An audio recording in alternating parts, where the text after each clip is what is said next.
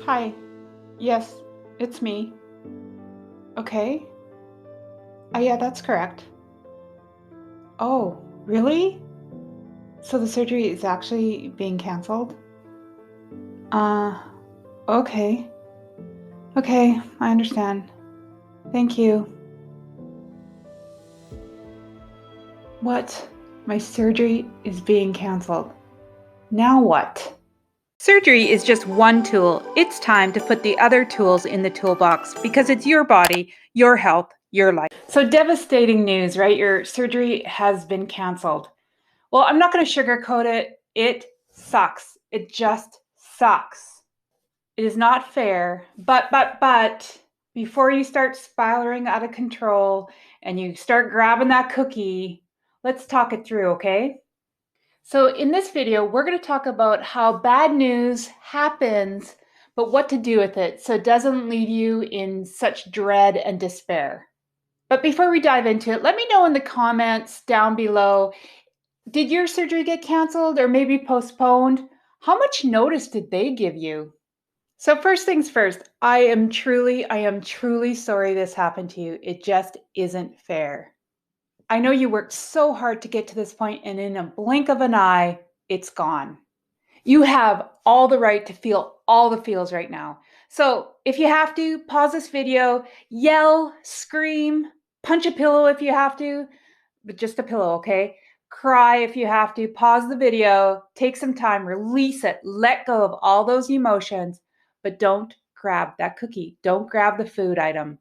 Just let it go, release, come back, and then we're going to talk about other ways on how we can deal with the devastating news of the cancellation or postponement of our surgery and just ways that we can deal and navigate through so we don't jeopardize and destroy all that hard work that led up to this moment.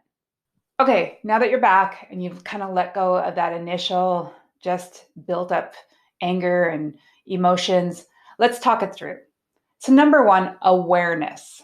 So, I get it. Right now, it feels like the world seems to be falling apart, almost like we've been driven into the ground. Our mind is racing. Recognize that often these emotions are actually triggers from the past, from other news that we've gotten, from other challenges, from other situations where we just were thrown into situations where we felt maybe betrayal, guilt, anger, shame, abandonment. These are things starting to kind of rise up as we heard this devastating news. So just recognize that. And the bad news is, awareness is good, but the only way we can get through it is we've got to feel it. We've got to be aware of it and we have to go through it. We can't go around it, we can't go under it, and we cannot push it down with food. That's the old way. We have to remember, we have to start living the new way.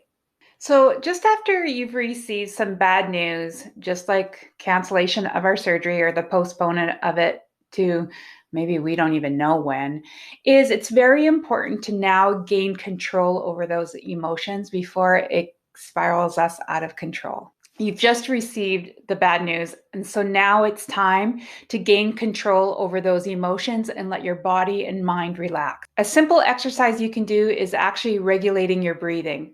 Start by breathing in for a couple seconds, hold for a couple seconds, and then release for a couple seconds.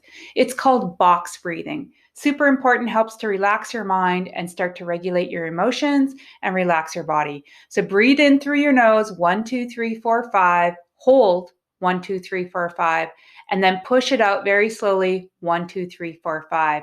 Breathe in through your nose, use your full lung capacity, hold, and then push it out slowly using your diaphragm, releasing all that air out of your lungs. Keep doing it a couple times, carry on till you feel more relaxed.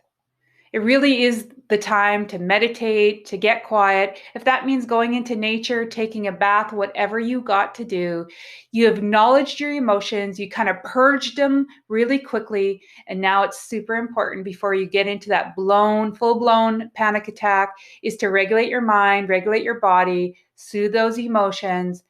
And super important, you don't go running to the kitchen and masking and getting through it really quickly with food or those comfort foods. I really do not want you to do that. I want you to begin to relax your mind, regulate your emotions, and soothe your body. Okay, now it's time to gather the facts. What do I mean by that? You just got the call and your mind is racing, but it's super important that you actually gather all the facts. Do you have all the facts? Was it canceled or was it just postponed? Do you know the new date? Should I notify my insurance? Do the insurance requirements now change due to this cancellation or postpone it? Is there a new date on the horizon? What do I have to do to prepare for that date? And yes, I know the dreaded question, do I have to start over my pre-op diet? Do I need to call work and cancel my leave? And all the other questions you have. Take the time, write them down. What's all the questions? What are all the facts that you need to gather? Then, after you've written all down all the questions that you need to get answered, make a list of all the people or entities or organizations that you need to call. So that might be the surgery center, it might be your bariatric surgeon and team. Maybe the scheduler called you, but your team has more information. Do that, call them. Why is it so important to gather all the facts? Is because you don't want to be stuck in assumptions. You gather the facts so that you know what you're dealing with and so that you can keep moving forward. If you're feeling a little apprehensive or maybe you don't know how to navigate a difficult conversation with your surgeon or your doctor, please feel free to check out my video called How to Have a Difficult Conversation with Your Surgeon or Doctor. You're not alone. Ask for help. Now it's time to try to frame that bad news and put it in its proper context. Think about all the good things that have happened and yet to come. Remind yourself of all the resources you have, yourself, your family members, your loved ones, your professionals, and all the resources. Go back on your research, look to your support groups. These are the people, the entities that you want to draw and get support from. I want you to kind of draw on your gratitude and your thankfulness that you still might have an opportunity. You did all the work. This isn't all for nothing, but you still have your health. You still have your job, your partner, your children. You still have hope to keep moving forward. It might not be perfect right now. You might have to have a little patience, but there's hope. It's just on hold. Bad things happen. You just know that it's time to get over it. And instead of going backwards, I want you to start to remember to keep moving forward. This is part of the journey. This really is. Surgery is just one tool. And this is one of the skills that if you learn now, you're going to have even a step forward as once you do have your surgery. Remember, to put this in proper context, you have been approved for surgery. Ask yourself, what kind of mindset do I need right now? And if you have trouble on mindset, I really encourage you to watch my video on bariatric mindset. Remember, it's not how we fall, it's how we get up. We're going to use visualization right now to help you kind of go from the worst possible outcome. What does that look like, feel like? Just take a moment to be there. I don't want you to stay there. I just want you to what would the worst possible outcome feel like and look like? And then stop, see a stop sign if you have to, stop. And now I want you to think, feel, see what is the best possible outcome? What does that look like? What does that feel like? You worked so hard to get here. I want you to see yourself not going backwards. I want you to see yourself growing, keep learning, being patient, being excited again, having hope. And then what does the best possible outcome look like, feel like? And just be there, look at it, see it. Try to transform your bad news now into something positive with positive aspects. Maybe your bad news now challenges you to learn more, strengthen your resolve, have a different experience, maybe use it as a wake-up call. Have you been really, really diligent on your pre-op diet? Did you do all the research that you need to do? Were you sufficiently prepared? Or maybe it'll help you force yourself to reassess your priorities. It's also time to get the support that you actually need. Time to learn the skills and strategies so that you can take control after having the surgery, because it's not a sprint, it is a marathon. There will be ups and downs. So this is the time. Spend this time wisely, get the skills and strategies that you need to help you be successful long term.